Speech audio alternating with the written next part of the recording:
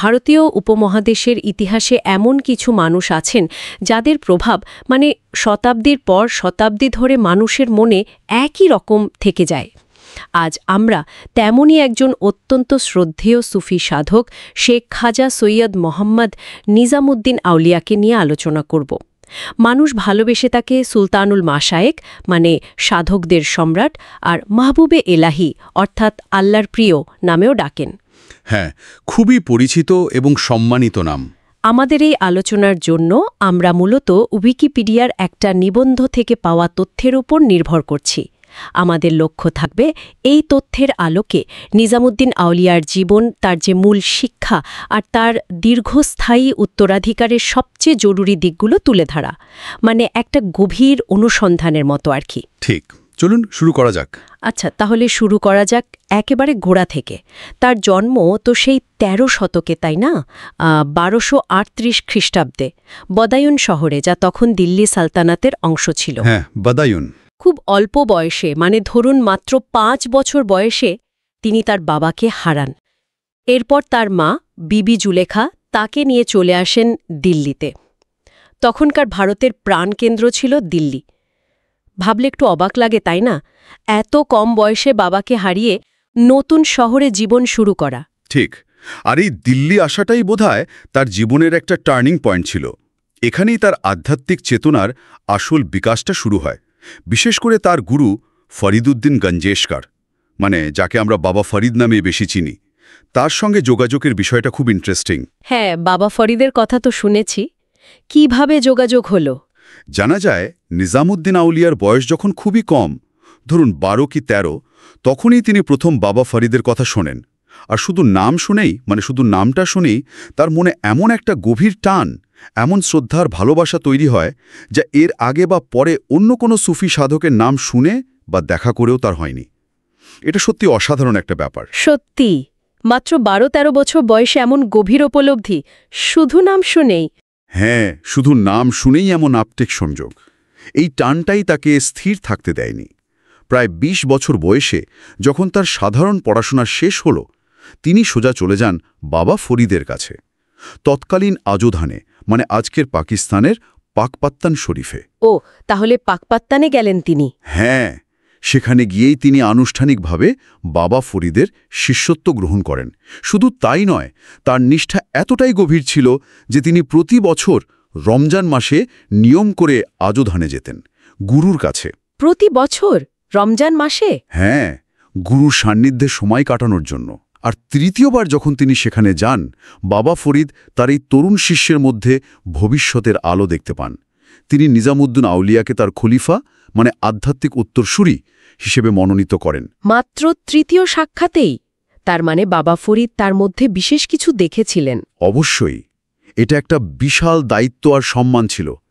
এই দায়িত্ব নিয়ে তিনি দিল্লিতে ফিরে আসেন। কিন্তু দুঃখের বিষয় হল, এর কিছুদিন পরেই তার কাছে খবর পৌঁছায় যে পীর বাবা ফরিদ ইন্তেকাল করেছেন। ও, তার গুরুকে উত্তরসূরি হিসেবে পেয়েও বেশিকাল সান্নিধ্য পেলেন না। হ্যাঁ, গুরুর এই বিদায় নিঃসন্দেহে তার জীবনে একটা গভীর শূন্যতা আর প্রভাব ফেলেছিল। তো গুরুর চলে যাওয়া, সেই শূন্যতা আর গুরুর দেয়া দায়িত্ব নিয়ে তিনি দিল্লিতে তার জীবন কিভাবে গোছালেন? আমরা শুনেছি যে তিনি প্রথমে দিল্লির কোনো এক জায়গায় ঠিক ঠিতু হননি। হ্যাঁ, ঠিকই শুনেছেন। দিল্লিতে ফিরে তিনি প্রথমে বিভিন্ন জায়গায় থেকেছেন। অবশেষে তিনি শহরের একটু বাইরে, কোলাহল থেকে দূরে গিয়াসপুর বলে একটা জায়গায় স্থায়ীভাবে থাকার সিদ্ধান্ত নেন। এই গিয়াসপুরই কিন্তু পরে তার নামে নিজামুদ্দিন বস্তি হিসেবে পরিচিত হয়। এখানেই তিনি তার বিখ্যাত খানকা গড়ে তোলেন। খানকা, এই শব্দটা আমরা প্রায়ই সুফি সাধকদের প্রসঙ্গে শুনি। এটা কি শুধু তাদের থাকার জায়গা ছিল, বাসস্থান? না, খানকা আসলে তার চেয়ে অনেক বেশি কিছু ছিল। নিজামুদ্দিন আউলিয়ার খানকা ছিল একটা জীবন্ত, একটা ভাইব্রেন্ট আধ্যাত্মিক কেন্দ্র। এটা একই সঙ্গে তার থাকার জায়গা, অতিথিশালা, লঙ্গরখানা, আবার শিক্ষার কেন্দ্রও ছিল। আর সবচেয়ে বড় কথা, এখানে সমাজের কোনো ভেদাভেদ ছিল না।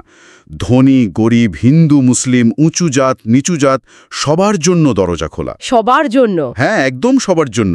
মানুষ আসত খাবারের জন্য, আশ্রয়ের জন্য, আধ্যাত্মিক জ্ঞানের জন্য, বা হয়তো শুধু একটু শান্তির খোঁজে। খুব তাড়াতাড়ি এই খানকা দিল্লির অন্যতম প্রধান একটা মিলনক্ষেত্রে পরিণত হয়। বলতে পারেন এই খানকাটা ছিল তার মানব সেবার দর্শনের একটা মূর্ত প্রতীক। দারুণ একটা কনসেপ্ট তো, যেখানে আধ্যাত্মিকতা আর মানব সেবা একেবারে মিলেমিশে গেছে। এই খানকা থেকেই তো তার শিক্ষা আর দর্শন চারিদিকে ছড়ালো, তাই না?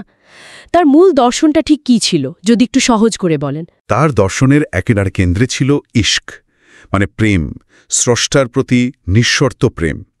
তিনি বিশ্বাস করতেন আর শেখাতেনও যে আল্লাহ বা স্রষ্টাকে পাওয়ার সবচেয়ে ভালো পথ হল এই প্রেম।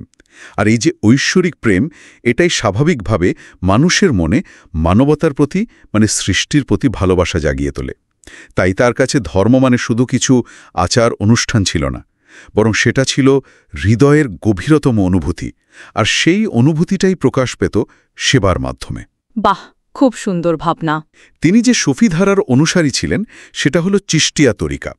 খাজা মঈনুদ্দিন চিশতি, কুতুবুদ্দিন বখতিয়ার কাকি আর তার নিজের গুরু বাবা ফরিদ, এদের হাত ধরেই তো এই সিলসিলা ভারতীয় উপমহাদেশে এতটা পরিচিতি পায়। নিজামুদ্দিন আউলিয়া ছিলেন এই ধারার অন্যতম প্রধান স্তম্ভ। আর যদি ধর্মীয় বিশ্বাসের দিক থেকে দেখি, তিনি ছিলেন সুন্নি ইসলামের অনুসারী।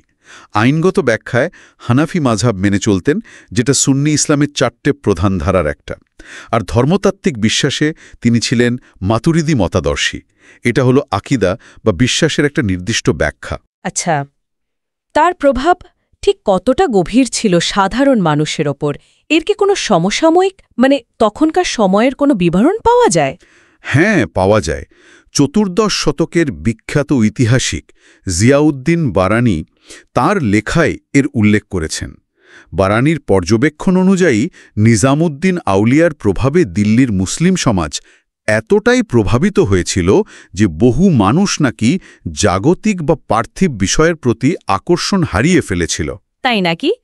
পার্থিব বিষয়ে আকর্ষণ হারিয়ে ফেলেছিল? হ্যাঁ, তারা তখন ধর্মকর্ম, এবাদাত আর আধ্যাত্মিক উন্নতির দিকে অনেক বেশি ঝুঁকে পড়েছিল। এটা ভাবার মতো বিষয় কিন্তু, যে একজন সুফি সাধকের ব্যক্তিগত আধ্যাত্মিক শক্তি কিভাবে একটা গোটা শহরের সামাজিক মানসিক আবহকে প্রভাবিত করতে পারে। অবশ্য এটাও হতে পারে যে সেই সময়ের রাজনৈতিক আর সামাজিক অস্থিরতাও হয়তো মানুষকে তার শান্তির বাণীর দিকে টেনে এনেছিল। এটা সত্যি অসাধারণ। তার মানে তার প্রভাব শুধু ব্যক্তিগত স্তরে ছিল না, একটা সামাজিক স্তরেও পরিবর্তন এনেছিল। আর এই বিশাল কর্মকাণ্ডে তার দর্শন প্রচারে নিশ্চয়ই তার শিষ্যদের একটা বিরাট ভূমিকা ছিল। অবশ্যই, একা হাতে তো এত বড় কাজ সামলানো সম্ভব নয়। জানা যায় তার নাকি 600রও বেশি খলিফা ছিলেন, মানে অনুমোদিত শিষ্য। 600রও বেশি? হ্যাঁ, যারা তার কাছ থেকে শিক্ষা আর আধ্যাত্মিক ক্ষমতা লাভ করে বিভিন্ন অঞ্চলে ছড়িয়ে পড়েছিলেন। আর আজও বিশ্বজুড়ে তাঁর এই প্রেম আর সেবার ধারাকে তারা বা তাদের উত্তরসূরিরা বয়ে নিয়ে চলেছেন। এই সংখ্যাটাই তো তার প্রভাবের বিশালতা বুঝিয়ে দেয়। এদের মধ্যে কয়েকজন ছিলেন আবার বিশেষভাবে উল্লেখযোগ্য, যারা নিজেরাও খুব উঁচু মাপের সাধক হয়ে উঠেছিলেন। যদি কয়েকজনের নাম বলেন। প্রথমেই যার নাম মনে আসে, তিনি তো আমির খসরু। তার সম্পর্কে তো অনেক গল্প শোনা যায়। একদম ঠিক, আমির খসরু ছিলেন নিজামুদ্দিন আউলিয়ার সবচেয়ে কাছের, মানে সবচেয়ে প্রিয় শিষ্য। শুধু শিষ্য নন, তিনি একরকম তার মুখপাত্রও ছিলেন, আর প্রধান খলিফাদের একজন তো বটেই। খসরু নিজে তো বহু প্রতিভার অধিকারী ছিলেন, দারুণ কবি, সঙ্গীতজ্ঞ, পণ্ডিত, আবার দিল্লি সালতানাতের রাজদরবারের গুরুত্বপূর্ণ সদস্যও ছিলেন। হ্যাঁ, বহু গুণের অধিকারী ছিলেন তিনি। কিন্তু গুরুর প্রতি তার ভালোবাসা এতটাই গভীর ছিল যে তিনি এই সমস্ত রাজকীয় সম্মান, ধনসম্পদ সব ছেড়ে দিয়েছিলেন, শুধু পীরের কাছে থাকবেন বলে। ভাবা যায়, তাদের এই গুরু শিষ্যের সম্পর্কটা সত্যি অন্যরকম। নিজামুদ্দিন আউলিয়া নাকি এমনও বলেছিলেন যে শরীয়ত যদি অনুমতি দিত, তিনি খসরুকে তার সাথে একই কবরে দাফন করার কথা বলতেন। হ্যাঁ, এই কথাটা প্রায় শোনা যায়।